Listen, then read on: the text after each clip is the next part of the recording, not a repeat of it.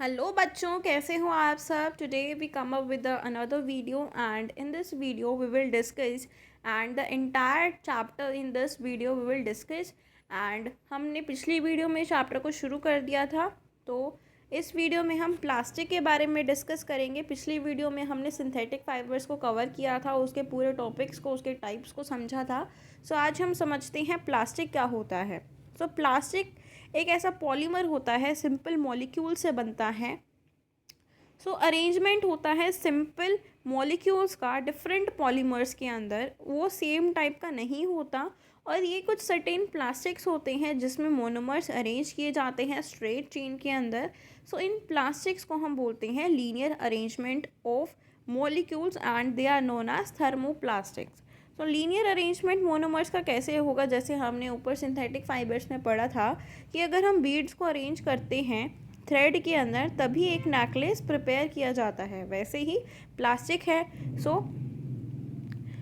कुछ अलग प्लास्टिक जो होते हैं तो उसमें मोनोमर्स को क्रॉस लिंक किया जाता है। सो इन प्लास्टिक को हम कहते हैं कि इनके अंदर क्रॉस लिंक्ड अरेंजमेंट प्रेजेंट है। So they are known as thermosetting plastics. तो ये क्रॉस लिंक्ड है, ऐसे इसको अरेंज किया गया है। ठीक है। सो ये मोनोमर्स हैं सर्कुलर शेप में और क्रॉस लिंक्ड अरेंजमेंट है। अब इसकी करेक्टरिस्टिक्स क्या है सिंथेटिक प्लास्टिक की, तो ये लाइट वेट होता है। सबसे पहले लाइट वेट है as compare to natural plastic materials. Second क्या है, हाई टेंसाइल स्ट्रेंथ है कि वो लोट ऑफ वेट को होल्ड कर सकता है विदाउट ब्रेकिंग, जैसे कि thread of synthetic plastic withstand होता है मोर वेट से as compare to thread of cotton of the same thickness. So resistance होगी केमिकल्स के अंदर। So synthetic plastics are not easily affected by strong chemicals, जैसे कि एसिड्स अल्कलीज से वो रेजिस्टेंट रहता है। फोर्थ है नॉन बायोडिग्रेडेबल है, ये नॉट बायोडिग्रेडेबल है, जो विदर नहीं होता, जैसे कि नेचुरल प्लास्टिक्स विदर हो जाते हैं। लस्टरस और कलरफुल होता है, can be made more shiny bright, और ये डिज़ायर्ड कलर टेक्सचर के अंदर भी हम प्रिपेयर कर सकते हैं। ये large variety of house hold products में भी यूज़ होता है। सिक्स है नॉन कंडक्टर्स, ये पुअर कंडक्टर्स होते हैं हीट और इलेक्ट्रिसिटी की। अब हम देख लेते हैं इसके टाइप्स क्या हैं सिंथेटिक प्लास्टिक्स के। तो हमने दो पढ़े ऊपर, एक लीनियर अरेंजमेंट होती है, उसको हम थर्मोप्लास्टिक बोलते हैं। थर्मोसेटिंग प्लास्टिक जब क्रॉस लिंक्ड अरेंजमेंट होती है, क्रॉस लिंक्ड अरेंजमेंट, उसको हम थर्मोसेटिंग बोलते हैं। सो थर्मोप्लास्टिक जिसके अंदर लीनियर अरेंजमेंट है और ये डिफॉर्म्ड हो जाता है इजीली ऑन हीटिंग और रिमोल्ड किया जाता है न्यू शेप के अंदर, जैसे कि हमारे पास यहाँ पे एग्जांपल्स हैं। So polythene, polyvinyl chloride, nylon, polystyrene, terylene, ये कुछ ऐसे एग्जांपल्स हैं जो थर्मोप्लास्टिक के हैं। सेकंड है थर्मोसेटिंग, ये क्रॉस लिंक्ड होता है और ये डिफॉर्म नहीं होता हीटिंग पे और इसको रिमोल्ड नहीं कर सकते। तो ये बेकलाइट, मेलामाइन के जो थर्मोप्लास्टिक होते हैं, थर्मोसेटिंग प्लास्टिक्स, ये उससे बनता है। बेकलाइट एक पुअर कंडक्टर होता है हीट और इलेक्ट्रिसिटी का, जो इलेक्ट्रिकल स्विचेस हैंडल्स में बनाया जाता है, यूज़ किया जाता है। मेलामाइन रेजिस्ट फायर, तो इसीलिए वो टॉलरेट कर सकता है हीट को बेटर देन अदर प्लास्टिक्स, और ये किचन वेयर में यूज़ किया जाता है, और फैब्रिक्स विच रेजिस्ट फायर। अब हम देखते हैं प्लास्टिक्स एंड द एनवायरनमेंट। तो when we go to the market for purchasing items of daily need, तो हमें यूजुअली क्या करना होता है, हम कॉटन और जूट कैरी बैग अपने साथ नहीं लेते।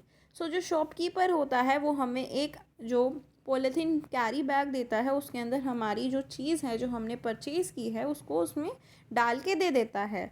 सो almost most of the materials being sold are wrapped in polythene. So synthetic polymers by and large some common characteristics होती हैं उनके अंदर। So these are resistant to heat और केमिकल्स, जैसे कि एसिड, अल्कलीज, और उनकी जो इनर्टनेस है वो उनको यूज़फुल बनाती है, लेकिन उसके अंदर एनवायरमेंटल प्रॉब्लम्स होती हैं। लेकिन फिर क्या होगा, ऑल दीज कैरी बैग्स और wrappers ultimately find their way to the garbage can.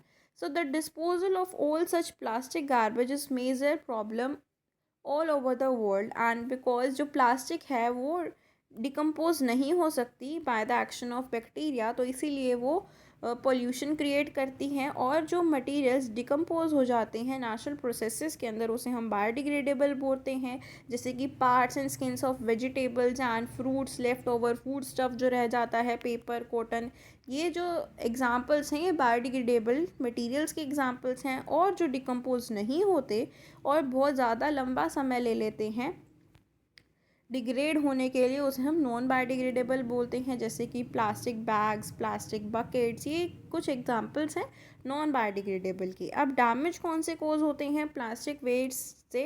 Plastic carry bags और अदर जो आर्टिकल्स होते हैं वो सिटी ड्रेनेज सिस्टम को क्लॉग कर देते हैं और एक लॉट ऑफ इनकन्वीनियंस भी कोज करते हैं।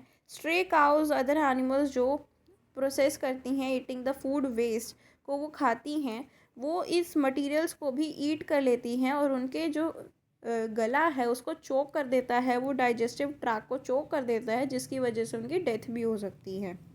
प्लास्टिक सेवरल ईयर्स लेता है टू डिकम्पोज, तो ये एनवायरमेंटल फ्रेंडली नहीं है और एनवायरमेंटल पोल्यूशन बहुत ज़्यादा क्रिएट करता है।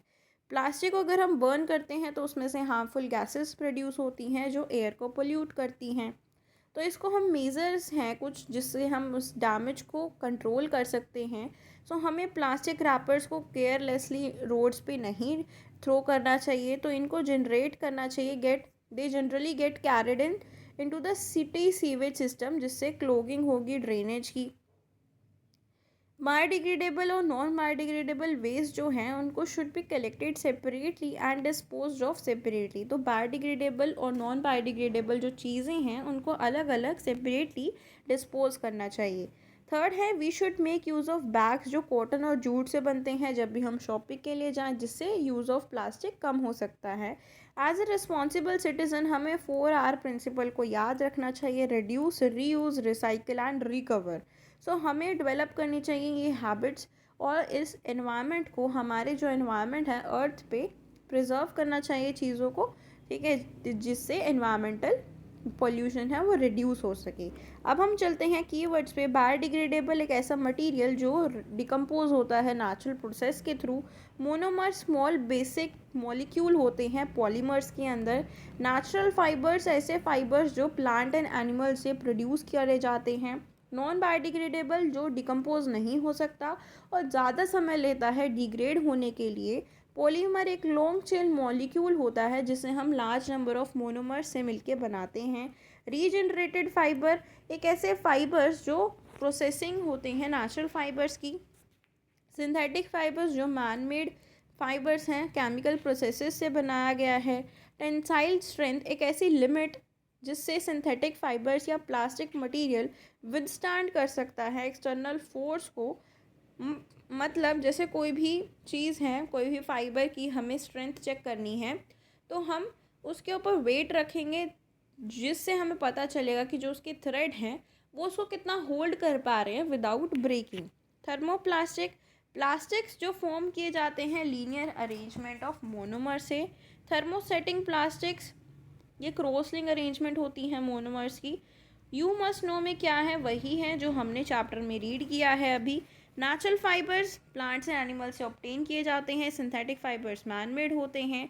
ऑल काइंड्स ऑफ फाइबर्स सभी काइंड ऑफ फाइबर्स पॉलीमर्स कहलाते हैं। पॉलीमर क्या होता है? लॉन्ग चेन होती है मोनोमर्स की। दो तरह के सिंथेटिक फाइबर्स होते हैं, रीजनरेटेड और ट्रू सिंथेटिक फाइबर। रीजनरेटेड जैसे कि रेयन होता है। True synthetic nylon, terylene, acrylic fibre होते हैं। डिफरेंट टाइप ऑफ फाइबर्स अलग अलग होते हैं उनकी स्ट्रेंथ के अंदर। Water absorption capacity, coarse, durability, resistance to heat, lustre. Synthetic plastic भी दो तरह के होते हैं, थर्मोप्लास्टिक और thermosetting plastic. Thermoplastic linear arrangement के होते हैं, थर्मोसेटिंग प्लास्टिक क्रॉसलिंग अरेंजमेंट के होते हैं। एक ऐसा मटेरियल जो डिकम्पोज जल्दी हो जाता है, नेचुरल प्रोसेसेस के थ्रू हो जाता है, उसे हम बायोडिग्रेडेबल चीज़ बोलते हैं। या जो दूसरे मटेरियल्स हैं जो डिकम्पोज नहीं हो सकते इजीली और बहुत लंबा टाइम ले लेते हैं, they take very long time to get degrade, तो उसे हम नॉन बायोडिग्रेडेबल बोलते हैं। प्लास्टिक सेवरल ईयर्स लेते हैं डिकम्पोज होने के लिए और एनवायरमेंटल फ्रेंडली नहीं होते, जिसकी वजह से वो पोल्यूशन को डिस्पोज करते हैं। बायोडिग्रेडेबल और नॉन बायोडिग्रेडेबल को हमें सेपरेटली कलेक्ट करके डिस्पोज करना चाहिए। सो हमें 4 आवर्स को रिमेंबर रखना चाहिए, याद रखना चाहिए, reduce, reuse, recycle and recover. So ये हमें मिनिमाइज़ कर सकते हैं हम डैमेज को, जिससे प्लास्टिक वेस्ट की रिडक्शन हो सकती है और हमारा एनवायरनमेंट बच सकता है, सुधर सकता है, इट कैन बी इम्प्रूव्ड। सो ये हमने चैप्टर कंप्लीट किया। अब जो इसकी बेक एक्सरसाइज रह गई है ये हम नेक्स्ट वीडियो में कवर करेंगे in the next video. So तब तक के लिए stay tuned for the next video, and if you like my videos please do like, share and subscribe to my YouTube channel so that you can get the notifications of my upcoming videos. Thank you.